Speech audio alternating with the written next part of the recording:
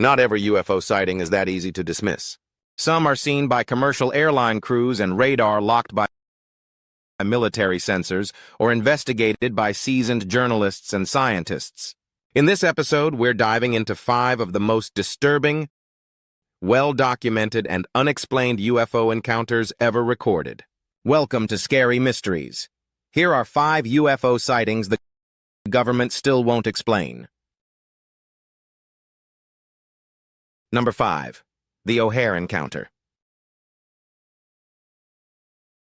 It was a cold, gray afternoon at Chicago's O'Hare International Airport on 11/07/2006. The kind of day where busy travelers keep their heads down and move briskly through their terminal with a quick stop at McDonald's or Hudson News before hitting their gate, just like any other day at a major international hub, I guess, until something happened above gate C-17. It was metallic, large, and round, and it was something that wasn't supposed to be there. There's a story you may have already heard about. The United Airlines employees, we swear it was something otherworldly in the skies above Chicago's O'Hare Airport on November 7th. Several airport workers, some of whom have talked to the Chicago Tribune, who said they saw a saucer-shaped UFO. At 04:15 p.m., a United Airlines ramp employee was on the tarmac assisting with Flight 446 bound for Charlotte that day. And that's when he looked up and completely froze. Hovering silently above the plane was a dark, disc-shaped object suspended in the sky like it had defied the laws of physics to get there. It wasn't moving, and there wasn't a single sound coming from it. It was a flying saucer. Within minutes, the radio chatter started up. Mechanics, pilots, and airline supervisors were all pouring out of their offices to see it for themselves. At least 12 United Airlines employees gathered under the overcast sky, eyes locked on the unidentified craft, all describing the same thing: metallic, completely silent, dark gray, and somewhere between 6 to 24 feet across, just hovering. From the windows inside the terminal, passengers and others who happened to glance up saw it too. One witness said it was obviously not clouds. Another described how the object suddenly shot upward through the clouds, leaving behind a clean, circular hole. And that hole remained open for a few minutes, revealing a patch of blue and an otherwise thick layer of gray. And then, just as suddenly, it closed. But as strange as the sighting was, what happened next was just as bizarre. No one in the control tower saw the object, not one, and it never appeared on radar. When the witnesses tried to report it, there was radio silence from the top. They acted like the people calling in sounded crazy. United Airlines and the FAA initially denied the incident had ever even occurred. There were no files written up about it, no surveillance footage. It wasn't until months later, after a determined Chicago Tribune reporter filed a Freedom of Information Act request, that the FAA was forced to admit that they themselves had, in fact, received a call about a UFO hovering over Gate C-17 that afternoon. A United supervisor had phoned the FAA tower to alert them to the incident in real time. The audio of that call exists.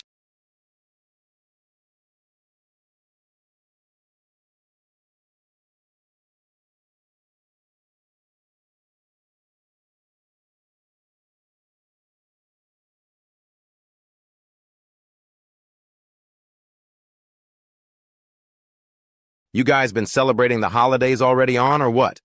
You having a Christmas party today? I haven't seen anything, Sue. And if I did, I wouldn't admit to it. No, I have not seen any flying, Skygate C7. Unless you got a new aircraft you're, bringing out today, we don't know about? No, I have not seen anything soon. So why all the denial, then? The FAA chalked the whole thing up to a weather phenomenon. More specifically, something called a hole punch cloud, a rare meteorological event that can create a hole in the sky's cloud layer. According to astronomer Mark Hammergren, the conditions that day made such an event plausible. Cold temperatures, high humidity, and just the right altitude. Case closed, they said. But here's the problem. Meteorological events don't hover silently above passenger jets. They don't cause mass radio chatter between pilots and mechanics, and they definitely don't shoot through the sky at unexplainable speeds. This was Chicago O'Hare, the second busiest airport in America. You'd think an unknown object floating above an active terminal would be treated as a potential security threat. But the FAA said they wouldn't be investigating. They saw no need to, according to them, and if it wasn't on radar, it didn't exist. Yet the witnesses, dozens of them, say otherwise, and they still remember what they saw. To this day, some of those who came forward have said they were deeply disturbed by how quickly the story was buried and covered up. UFO researchers argue that the FAA failed in its duty to investigate an unauthorized object over a major U.S. airport. And some suggest that the radar and visibility of the object is precisely what should have made it more concerning, not less. Number 4. The Buff Ledge Abduction. It was 08/07/1968, just outside Burlington, Vermont. Buff Ledge, a small girls' summer camp on the eastern shore of Lake Champlain, was winding down for the season. When most of the campers had already left, only a few staff remained behind, including 16-year-old Janet Cornell and 19-year-old Michael LePay. That afternoon, the two of them decided to take a break from their duties and relax on the dock that jutted out from the lake. It was warm, the sky was clear. So at first, they thought that what they were seeing was just birds. 3 tiny specks moving in the sky, distant and slow. But the movement wasn't quite right. The objects shifted position quickly and they weren't gliding. They were darting, deliberately changing course in an instant. Michael stood up and narrowed his eyes. These weren't birds. These weren't planes either. They were something else. As these things got closer, Janet and Michael realized 2 of the lights had veered off, and the third was heading straight toward them fast. Then everything changed. Hovering above the lake was a glowing metallic craft, domed, silent, and absolutely motionless.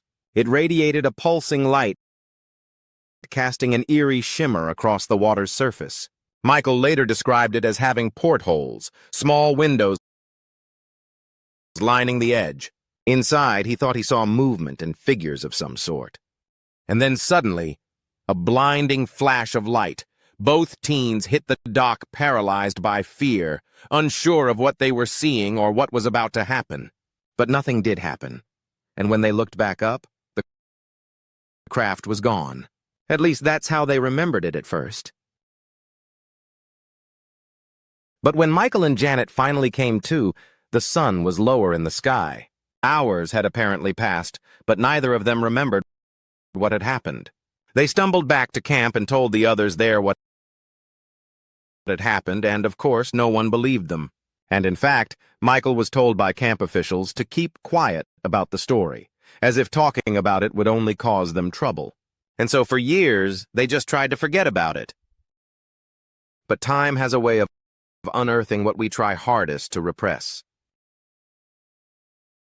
A decade later, plagued by dreams, anxiety, and an unshakable sense of dread, Michael reached out to a man named Walter Webb, a respected astronomer and UFO investigator affiliated with MUFON, a mutual UFO network.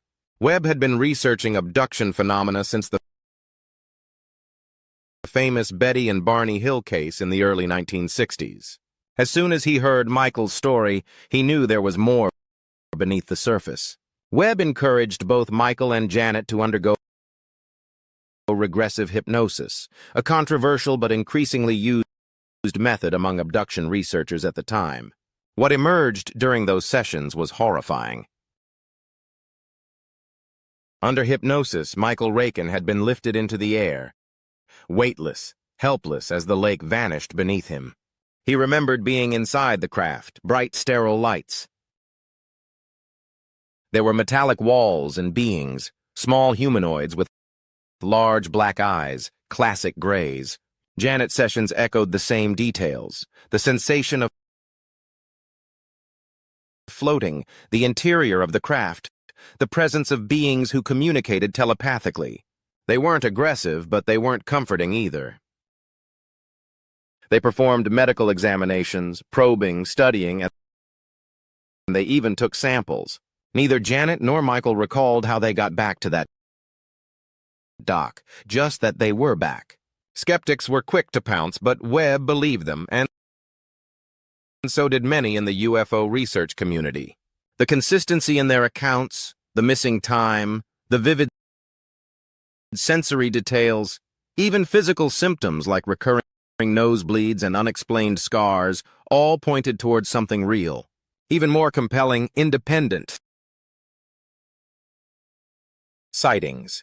Around the same time as the Buff Ledge incident, locals in the Burlington area have reported strange lights in the sky. One man described a UFO hovering silently above his barn. Another said he saw 3 lights flying in formation. And then there's this. A Buff Ledge camp sits right on the edge of Lake Champlain, an area long associated with strange phenomena, both terrestrial and aquatic. The alleged creature champ, Vermont's version of Nessie, has been reported for centuries, and UFO sightings around the lake have persisted throughout its history. It seems the area itself may just be a hotspot for the unexplained. So were Michael and Janet abducted that day by beings not of this earth, or were they victims of suggestion, pressure, or some kind of trauma? Even now, almost 60 years later, the answer is we don't know. One thing's undeniable. Something strange happened that day these kids never asked for, something they were never able to escape from. Number 3. Italy's most credible alien abduction. You know how most alien abduction stories start with a bright light, a lost hour, maybe some strange dreams? This one starts with a security guard in 1970s Italy. Found face down in the snow, his pistol drawn, screaming about monsters. And the thing is, many people believe him. This is the bizarre case of Pier Fortunato Zamfretta, a man who never asked for attention or ever profited from his story, yet he would go on to claim 11 abductions, a secret alien agenda, and even telepathic contact with something not of this earth. It was just after midnight on 12/06/1978 in a small mountain town of Torreglia, northwest of Genoa. And 26-year-old Zanfretta was working the night shift as a private security guard, and his job was generally uneventful and routine. And that night he was checking on a summer home that had been reportedly broken into, and then he vanished.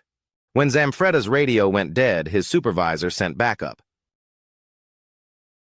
What they found was frightening was Zamfretta lying in the snow face down, eyes wide open, his flashlight discarded and his pistol drawn.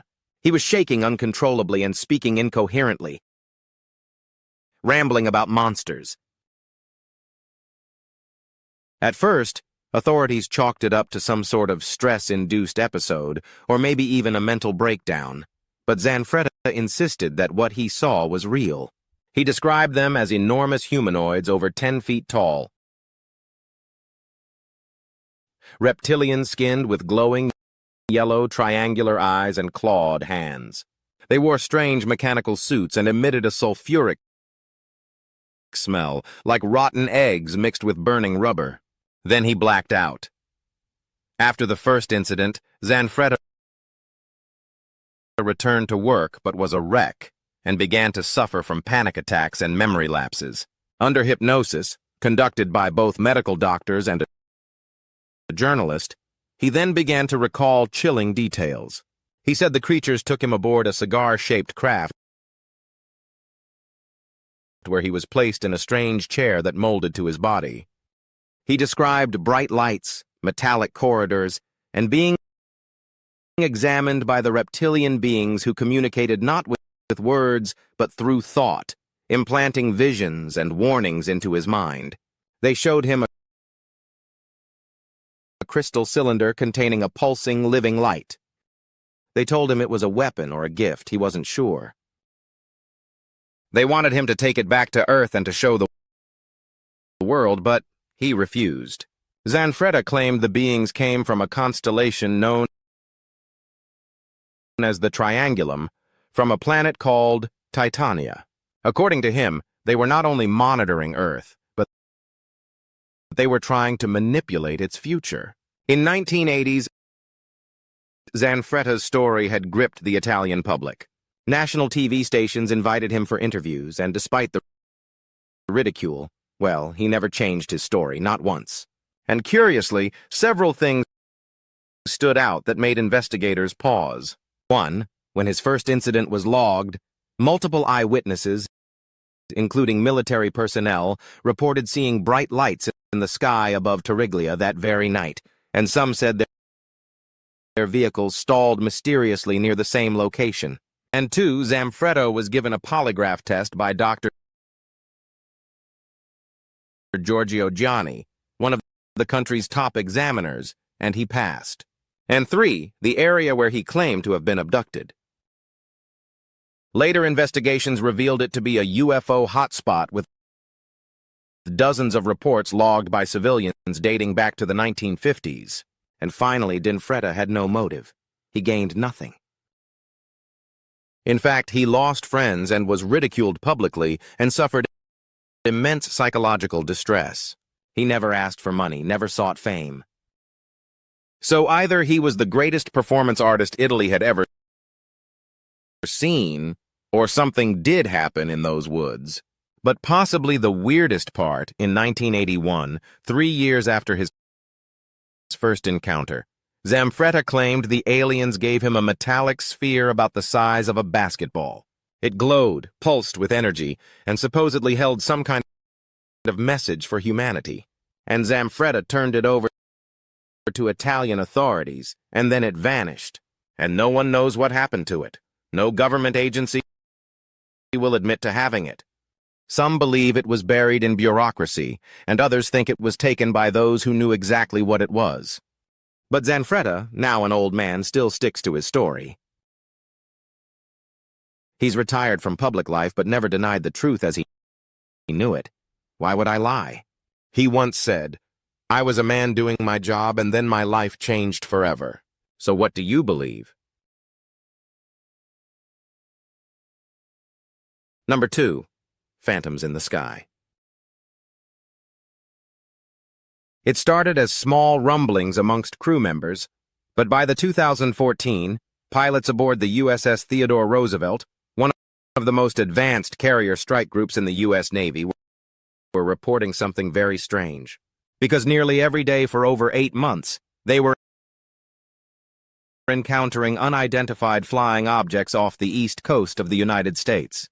These were persistent, radar-tracked, infrared-detected, and in some cases, visually confirmed incidents. And what they saw defied explanation.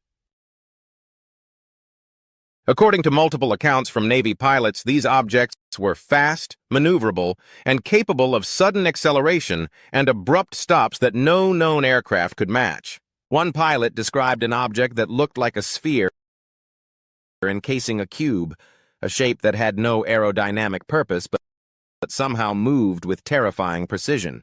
And they weren't just seeing these things either. They were nearly colliding with them. In one close call, 2 Super Hornets from Strike Fighter Squadron 11 reported a near mid-air collision with the mysterious craft, prompting them to file a formal aviation safety report. It wasn't some blurry light on the horizon. It was something in their path that was real, and no one knew what it was. The incident stretched from the 2014 through March 2015. At the time, the USS Roosevelt was preparing for deployment to the Persian Gulf, and its pilots were running intensive training missions off the Atlantic coast. Instead of just practicing dogfights, they found themselves tracking what they called unidentified gauzy blobs on their cockpit displays. The onboard radar locked on. Off-board sensors confirmed it. Infrared picked up the heat signature. And some pilots, some of the best-trained observers in the world, saw them with their own eyes. Was it enemy tech, a surveillance threat, or something else entirely? They had no idea. There's a whole fleet of them. Look on the asset. My gosh. They're all going against the wind. The wind's 120 miles west. Oh, I think, dude. In 2017, years after the encounters, the story broke wide open. The company called To the Stars, headed by former intelligence officer Luis Elizondo, released 2 videos filmed by FA-18 Super Hornets. These clips showed fast-moving, high-altitude objects rotating mid-flight and seemingly ignoring the laws of physics. The videos were part of what Elizondo described as an effort to expose a secretive Pentagon program known as the Advanced Aerospace Threat Identification Program, or AATP, a black-budget initiative to study unidentified aerial phenomena. The Navy would later confirm the authenticity of these videos. They said those are real U.S. fighter jets, and yes, those videos show something we still haven't identified. They didn't say it was alien, but they didn't say it wasn't. And weirdly, people have almost forgotten about all this. Skeptics, of course, came forward accusing the media of hyping sensational stories.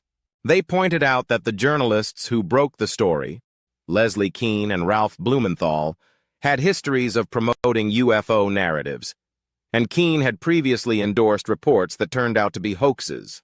Still, skeptics were up against something unusual here. The U.S. Navy wasn't denying it. In fact, they were quietly rewriting policy.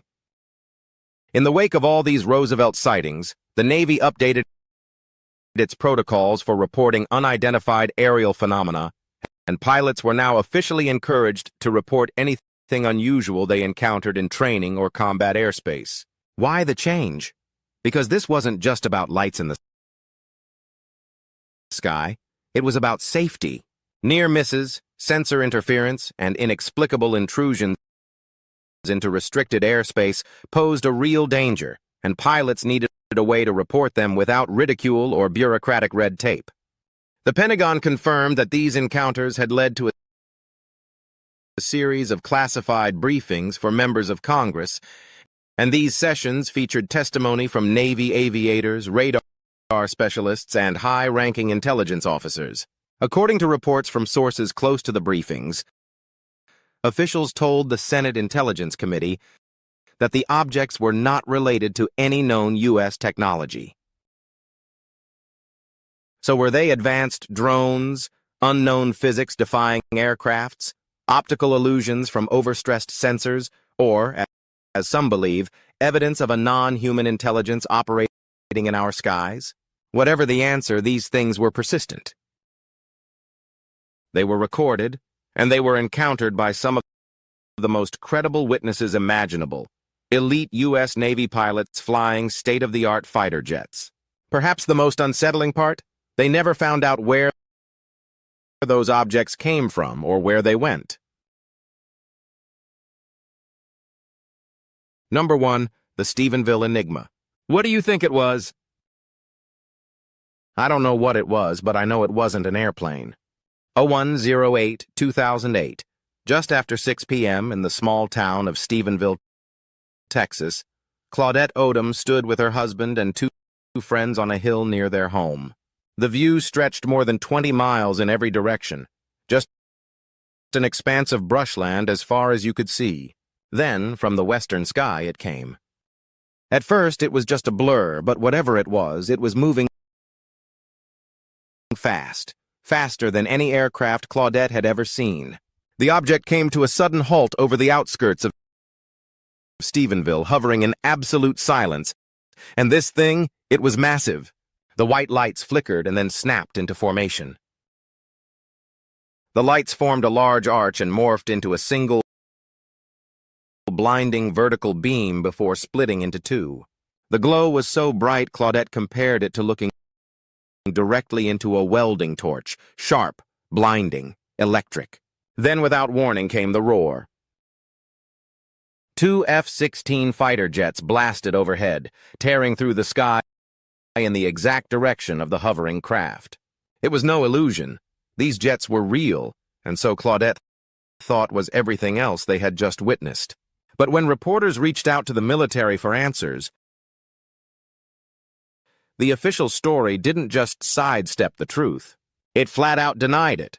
The Air Force Reserve, based out of Carswell Field in Fort Worth, didn't just say there was no massive object in the sky. They said there were no jets flying over Stephenville that night. No military activity at all, in fact. But the thing about it is, Claudette and her crew weren't the only ones who saw what they saw. That night, dozens of people, farmers, business owners, law enforcement, reported seeing the same thing.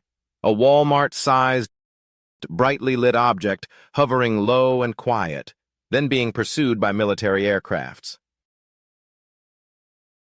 The government floated the idea that what these dozens of witnesses saw was nothing more than an optical illusion. To the people of Stephenville, that was an insult, an explanation that didn't just sound ridiculous, it felt like a lie. So what did the military know and why lie? The story gained traction, and it became clear that the townsfolk weren't going to go away quietly into the night. So 2 weeks later, the Air Force suddenly changed its story. Now, they claimed, there had been jets flying over Stephenville that night, and not one or two, but nearly a dozen S-16s in that airspace. According to Major Carl Lewis, the original denial was the result of a communications error, saying, "There was an error that was reported, and we corrected that error as soon as possible." But what kind of communications error leads to an entire squadron being unaccounted for? All they were doing now is muddying the waters like they always do in these types of situations, because now they can simply say whatever people saw that night, well, those were the jets. End of story. But of course, why wait 2 weeks? Why deny it in the first place? And what exactly were those jets doing? The contradiction only deepened public suspicion. Even Angelia Joyner, the journalist who broke the story in the Stephenville Empire Tribune, that the Air Force's new admission only supported the witnesses' version of events. But now it's the people's word against the government. Major Lewis claimed that, to his knowledge, the pilots reported nothing unusual that night. But when asked whether any of them were even interviewed about what they saw, well, he couldn't say. That's where the story stalls. In a country where the official version of events can change